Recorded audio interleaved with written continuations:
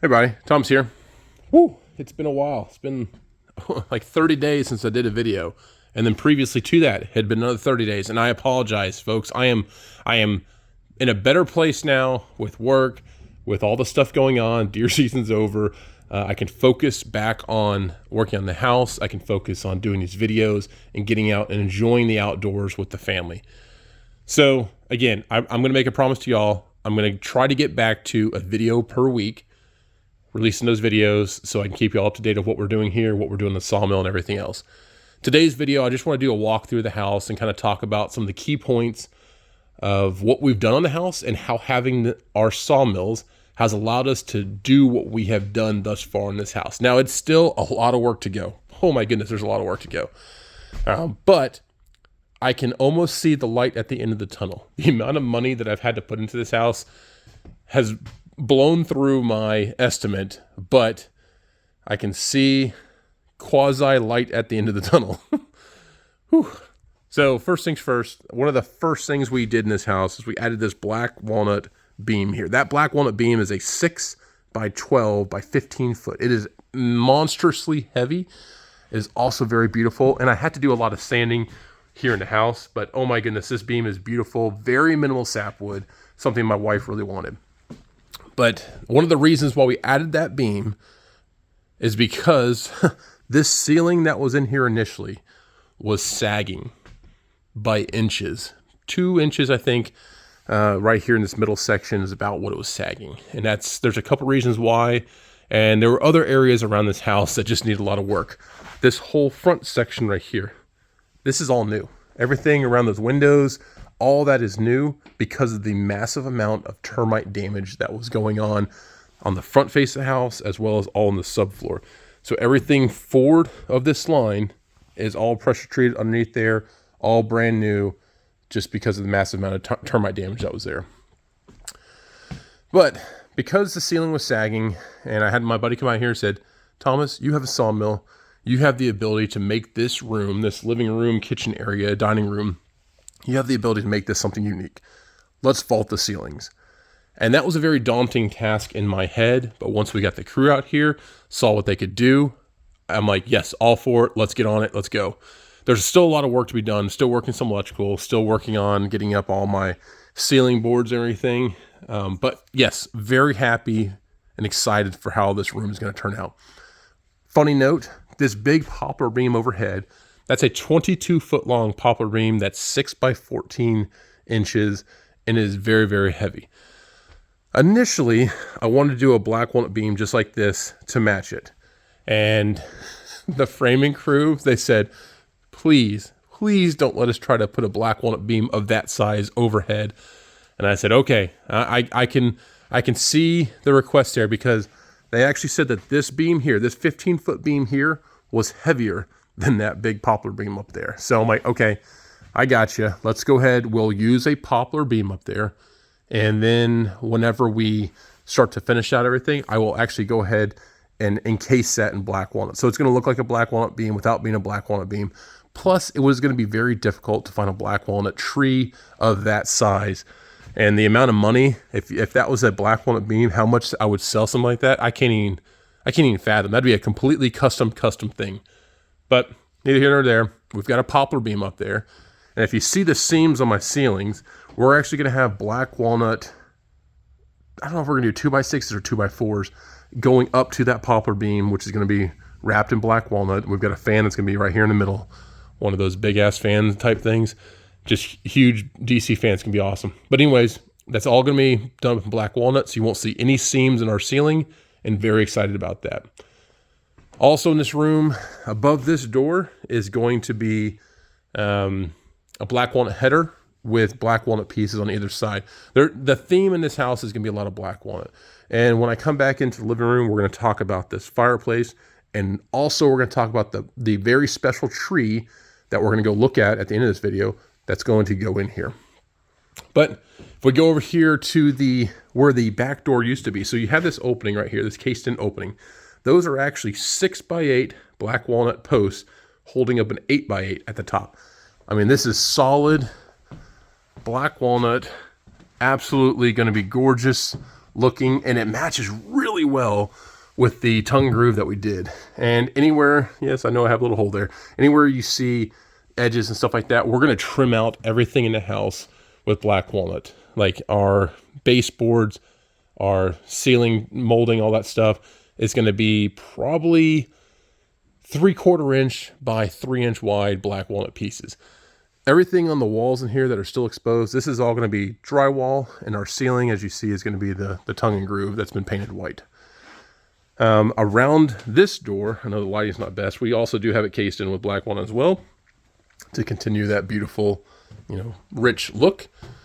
If you go here into the 600 square foot addition that we added onto the back of the house, look at that. I've got 3 6x8 by 20 foot long black walnut beams in the overhead.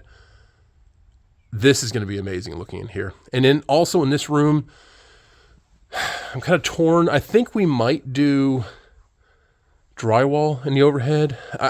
We haven't decided yet. So we want to have a clean look that really accentuates the black walnut beams overhead. We may also do tongue and groove. I've got to figure it out. I haven't decided what we're going to do in here, and this is going to be something that we're going to work on over time. The main goal is to move into the main portion of the house, then come out here and start working. Not only did we cut all these black walnut beams, we also cut all the wood you see in here on the sawmill. All these 2x6s, 2x4s, everything that ever had those 2x8s and everything. Now, there was an initial roof line that was out there. We just did below that. But, yeah, the sawmill, I don't know. I haven't run the exact numbers. But just in my head, I'm thinking the sawmill has saved us somewhere around $35,000 in material, lumber and stuff like that. The bathroom over there will be some black walnut stuff in there, but it's still a work in progress. Still don't even have all the floors in, but we're working on that. The back porch, I think we're going to spend an absolute ton of time here on this back porch. And this is going to be very special to us. We wanted to make sure that we maintained a very natural look. So we have very minimal post, and I don't even think we're going to do railing out here. We're never going to sell this house, so for safety aspects, I don't know if we're going to do the railing yet. The only reason we might do railing is because of our dogs, and if we do anything, it's probably going to be the steel cables and stuff like that. Very minimal look, just so we can maintain this beautiful view. All the wood in the overhead is poplar. That is all, beautiful poplar. I love how the turkey foot is there and everything. Our rafters in the overhead, these are all poplar. And yes, you do see the plywood exposed. We were going to come back here and we're going to scab everything or skin everything with poplar as well. The posts going down into the ground, each one of these posts, these are 6x6 cedar posts that go down to a concrete footer, a couple feet below ground and everything. Absolutely want to make sure that we use only pressure treated or cedar going to make any contact with the ground and everything. I want to make sure we never have an issue with termites in the future. We have all this Tyvek that's exposed and everything. This is going to be covered up with poplar board and batten, and it's not going to match the rest of the house because I want this room to be a lighter color. If you come out here to this side, my wife's been in the process of starting to stain everything. We're going to have the house stained pretty dark. Everything on the walls here, this is Western cedar, and it is the original Western cedar. We just took stuff off from other locations and moved around as we added the extension. But we're going to have a nice dark look out here. But on this back porch, we're going to go ahead and utilize the poplar to keep it light and warm and inviting and stuff like that. Beautiful area, beautiful space. Cannot wait to have this out here. We're also going to be utilizing some beach pieces like these right here as little bar tops on either side so people can put drinks and stuff like that while we're sitting out here enjoying the 33 by 15 foot back porch. Okay, let's walk over to kind of the kids area. So our room is separate from everything else. It's going to have its own door, separate from the chaos of the kids. The hallways in this house are massive. And we also decided, let's go ahead and do wood hallway walls. And the reason is because our kids are rough and tough. Drywall corners are rough with my kids. So we decided to go ahead and do the tongue groove. And I'm going to come back here and we're going to have our black walnut that's going to cover each of the corners and all the casing, if you will, around the door. Daniel's room here, beautiful. We have a wood accent wall. Now it looks dark right now because just the lighting. These walls, we do have 3 walls that are drywall, the wood accent wall, and we have the wood overhead. The accent wall is a little bit darker than everything else. And you can see the drywall over here. I'm working on getting that up. And we're gonna make like a built-in cabinet desk area for Daniel so he can put his lizard, he can put his computer, he can have his books, some Lego sets and stuff like that on that wall. It's gonna be very awesome. He's gonna have his own room, so he's super, super excited about that. For Tommy's room, same idea. We've done a little more work in here. We've got the paint on the walls. We've got the overhead done as well. And we have the wood accent wall. So each of the boys really wanted that wood overhead and the wood accent wall, and they want their rooms themed in a certain look. Tommy's gonna have his themed in a hunting style, outdoorsy type thing. Daniel wants his room dinosaur, reptile, something like that. Not exactly sure. Their bathroom, again, wood accent. All the wood in here has been coated with a sealing coat, so for humidity and stuff like that. Working on the shower here soon. Anywhere where there was termite damage in the bathrooms or anywhere they're near water, we went ahead and went back with cedar instead of pine or anything like that. So pretty awesome there. So beautiful shower that they're going to have in here. We also recently went to a reptile show down in Atlanta, and we got some really cool pictures, and I cannot wait to show y'all in a future video what those pictures are. Let's just say it's reptiles and very Tennessee based. The bathroom countertops, this is a piece of ash. Each of the girls' bathroom and the boys' bathroom, we went ahead and did an ash piece like this, and it's covered with like a spar urethane on top. So it's gonna last for years to come. And it just really brings in that warmthness. Everything in here is super dusty, and we're working on finishing up tile and stuff like that. But I just want to give you all a sneak peek of what this is gonna be like. I am super excited to see how their bathroom turns out in here. If we go into the girls' room, the girls want to have a jungle themed room. So again, we use the same paint color that's in the boys' room, or Tommy's room that is. We did do the wood leaf looking light overhead, plenty of natural light in here with these giant windows.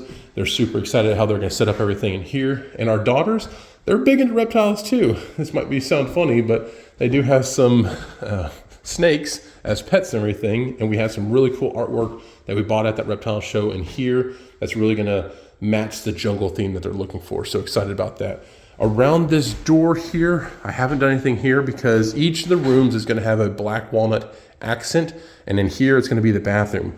So we're gonna have 1.5 by 8 black walnut casing going up, and then we're gonna have a 2 by 14 by however wide piece of black walnut at the top as like the header.